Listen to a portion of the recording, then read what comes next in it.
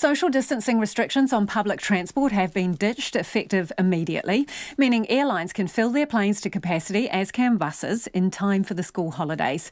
And all but Auckland could drop down to Alert Level 1 next Monday when Cabinet reassesses the alert gradings, also in time for the end of Term 3. But the Prime Minister says any move is absolutely dependent on coronavirus cases tracking as they are and also being contained. A drop in alert levels would mean the cap of 100 people at gatherings is lifted. So is all of that good enough for business? Well, joining me now is Craig Douglas, Acting GM and Chair of the Queenstown Chamber of Commerce. Good evening, Craig. Do you like the look of the plan? Good evening, Lisa. Certainly there was some good news in the plan, particularly around that social distancing on the aircraft. That was a big gain for Queenstown businesses. And the bad news is what for you? Well, I think, the not so good news is that we've still got Auckland particularly being at level 2.5. It has some practical implications, but it also has a blow on people's confidence just to make plans to move freely around the country. So can you spell that out for me a bit more? How does it materially affect you down there and business down there if Auckland is still at level 2.5 or even at level 2? Well, our businesses here a vast majority of our businesses are reliant on visitors to Queenstown. Our only big market now that we can draw from is Auckland. If Auckland people aren't travelling, the rest of New Zealand provides some good business to be had, but nothing like the scale that's required for our businesses to continue to be viable. So are you agitating for all parts of the country to move together to level 1?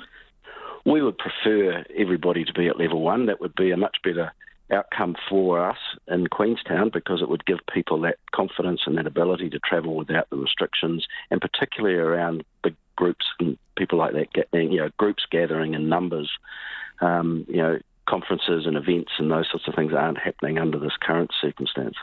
But would it give them confidence? Because when the Prime Minister gave her speech today, when she announced this plan ahead, she also said that modelling shows that there is a 25% chance of cases moving outside of Auckland. Are you prepared to take that chance? Well, I suppose that's a number that we just have to live with. Every business is going to have their own opinion on that, and there certainly are people here in Queenstown who would prefer Aucklanders didn't come.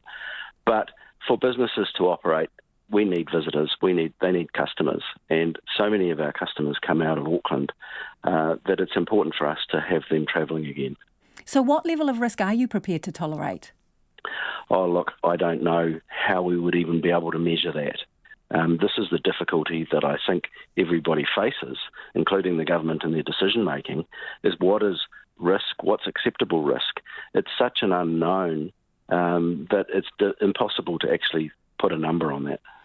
So does the Chamber agree with an elimination strategy? The Chamber agrees with, good outcomes for business. Now, we're being told that health is the right way to get a good outcome for business in the long term, and that's the path that we're on. We'd all prefer that we didn't have to do that, but if that's what we're doing right now, then that's what we've got to put up with.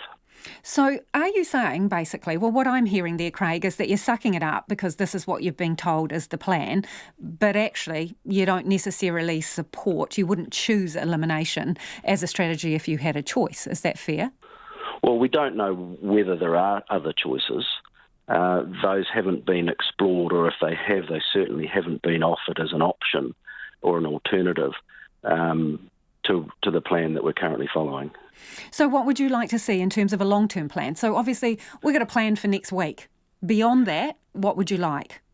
Yeah, I think the difficulty that we all face at the moment is understanding what happens in light of a vaccine being a long way off, or maybe even not being ever discovered.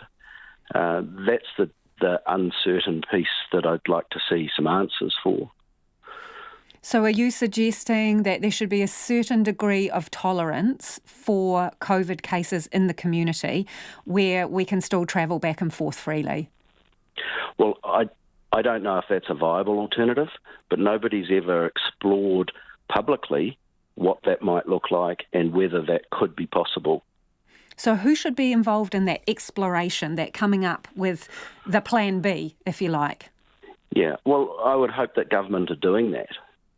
They're leading the charge. They're the people that can make the decisions. They're the people that can fund the circumstances that we face. Business can't do that. But as tourism operators and businesses, do you have the confidence that someone in a back room is working through a plan just in case we don't get a vaccine for another 2 years and working through what happens with the border? Have you seen any evidence that that is happening? I'm unaware of any evidence of that work happening. If it's happening, then it may well be happening, but we don't know about it. We don't know what those outcomes might look like. And what do you make of that then, if you're unaware of it? Well, I prefer that we did know what was happening. If that is being thought about, I think if you're a business operator, you can't just aim for one outcome. You've always got to have a plan B, plan C, depending on circumstances that change. So at the moment, it appears that our plan that we're following is based on there being a vaccine at the end of it. If that timeline is too long, or if that actually doesn't eventuate, I would expect that there'd be a plan that accounts for that. Would you be confident with some opening of the border right now to tourists? Oh, look, I don't know enough about the variables that the health people are juggling in that regard. I think, we have to accept that they've given us their advice, and that's where it sits right now.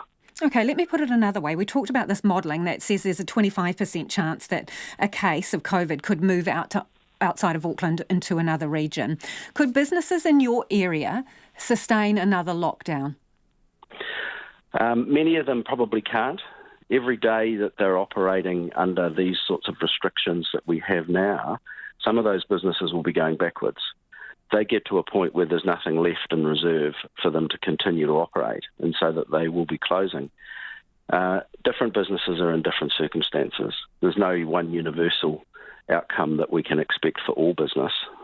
And in your mind, does an elimination strategy mean inevitably that there will be more lockdowns?